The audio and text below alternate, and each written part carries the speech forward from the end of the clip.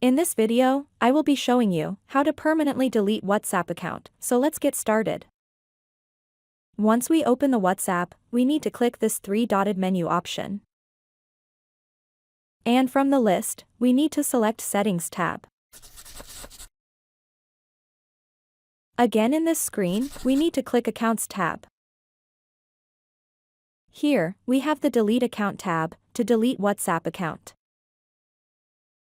And when we delete the WhatsApp profile, account will be deleted from all devices, all message history will be erased, we will removed from all WhatsApp group, WhatsApp backup in Google too will be deleted, as well as any channels created in WhatsApp.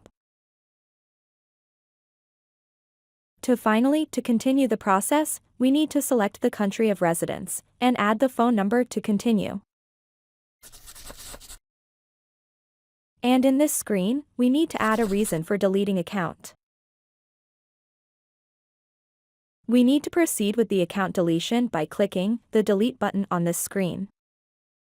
All data will be permanently deleted. And finally we need to agree and continue to deleting WhatsApp profile account. With this we come to the end of this video. Please subscribe to my channel and click the bell icon to get updates when we add more content.